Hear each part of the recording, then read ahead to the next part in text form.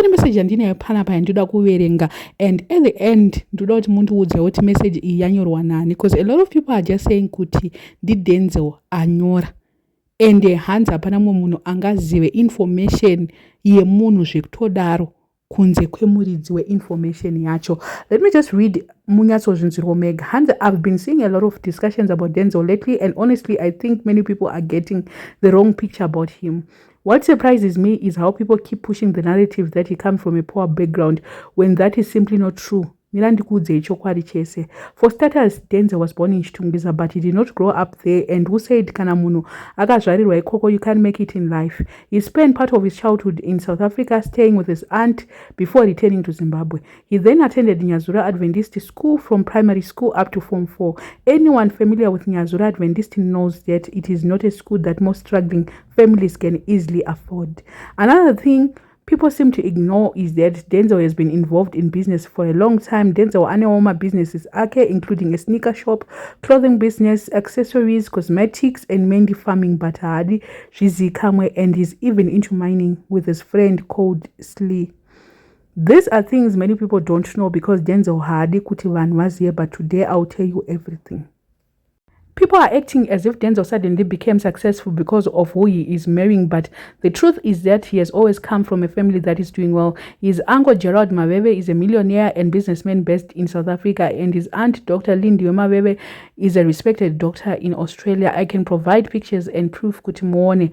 I just feel that people are being unfair and creating a false narrative. It's okay not to like someone, but it is important to tell the truth. Denzel does not come from a poor background, and a lot of the comments being made online are based on assumption rather than facts. Please keep me anonymous. I just wanted to share another side of story because I think people deserve to know the full picture before judging someone.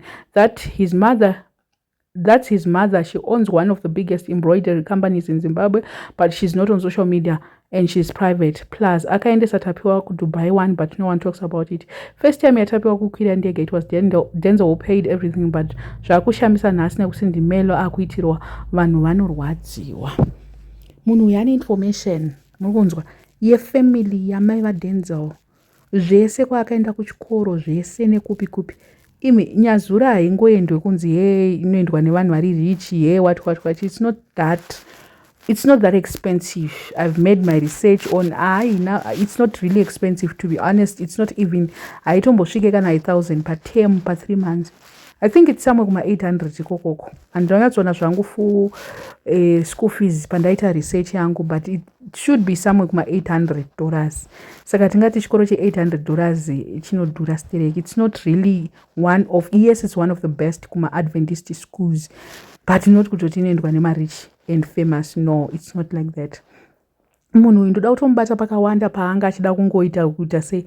Imi muri kundiudza kuti ukaita hama kunzanzi kumba kwako kuna Dr. Lindiwe Maveve nauncle wake Gerald, mondiudza kuti kana hama dzangu ina mai vangu ndidoctor inini, but handingamboti inini I come from a family yekuti amai vangu ndidoctor. Ndakutoti mari yavo as an adult, as old as I am, I cannot say kuti I cannot brag because I see mari yangu, and of course I benefit here and there, but not fully. Zvekutoti ndinotofamba ndichitoti kumba kwedu.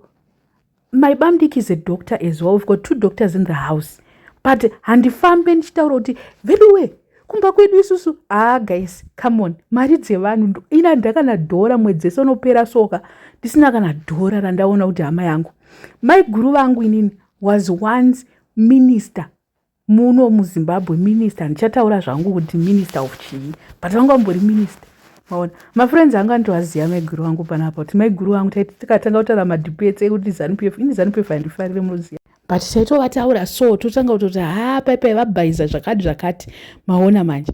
So zvataurwa zvekunzi kumba kwavo mai vake veduwe ungati amai vake anoona chakati, saka Denzel is rich. Muri kupi murarama nyika ipi? Zvaitaura kuprimary izvi ndo zvataitaura kumaprimary schools chaiko. Titori nehama dzimwe dziri kunana Australia uko, titori nehama dzitori kunana UK uko, but hatimbofamba chitaura kuti isusu nehama dziri kunze kwenyika, saka we are rich. Unenge uri dofo rekupedzisira. Isi tichidya nematemba, tichidya nemuriwo everyday, totaura izvo kuti I'm rich. because hama yangu aiwa uyu ngaagare pasi chaiwo chaiwo. Ende zvekutaura kuti Denzel anga ane hama dzake dzakadai so, iye akazodai so. Guys, can you actually kana iwe uine hama dzakadaro, what was the need of him crying for money kuti aende for surgery if he had hama dzanga dziri well up like zvazviri? Ende mukada kutarisa kuti uyu munhu uyu anonyatsoziva kuti Denzel hanzi anoita zvemining naningi, anozodai so. Mukona manje why people are saying kuti this person knows, like it's like Denzel was writing his own story, telling people as anonymous, but achida kuratidza vanhu kuti ininiwo ndine mari yangu. Hanzi why all of a sudden paatanga kudana uyu ndopamakufunga kuti mari dzake, he has always been loaded with mining. Guys, tikada kutarisa kuti loaded yipi chaiyo, alright, vamwe vanokurumidza kuita maopportunities nemari, but tikada kutarisa kuti if you finish school, akapedza chikoro A level 18-19 years, tongoti he's 25 now. So for the past 5 years, that's when in fact Denzel akanyatsotaura kuti 4 years ago ndopa akangotanga kuita social media, kutanga kudidididi 4 years ids sikaimonotaura kuti pa 4 years idzodzo dzaita Denzel pa social media ndo dzaatouya akatoita mari akatodii in 4 years yo atoita millionaire atodii because kumba kwao kune mari vake vane mari. Amen, I don't know, but it just like not right. Kukurira kuSouth Africa hakuna kana basa, manzwa, kunze yeye akakurira kuSouth Africa, zvakasaka haana kukurira imi kukurira kuno chinoshamisira kukurira kuSouth Africa, haana kukurira kuchitunguza kwamunotaura. Saka chinoratidza paari, chinoratidza kuti akakurira kuSouth Africa. Anoita zvefarming, anoita zvecosmetic shop, ane sneaker shop, ane maclothing shop, ane chichichi. Hanzi hadi kuti vanhu vazive, iye akaziva sei munhu uyu kuti hadi zvake kuti vanhu vazive kuti ndo zvaanoita, iye akaziva sei? Regei vanhu vazoita mubvunzo, vanhu vane right yekuda kuvhunzisisa kuti alright, kana Denzel aibatsirwa nana Mama V vaakatotenda mbunde kuti ndo vakamburisa kuchitungisa, ana hatipere vachimupa maconnection vachita sei, ava vanhu vanoda kuzoya vakuda kutiudza kuti Denzel was always rich ka, aiwa garai kure, musatiudzire. Hatidi zvekuudzirwa at this moment. Please stop telling us what people like. Everyone has got the right kufunga zvaanenge ada kufunga.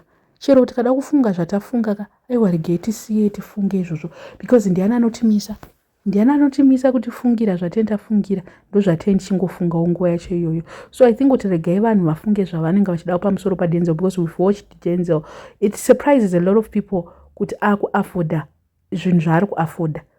Zviri kutotishamisa wesi kuti sei, why now chete.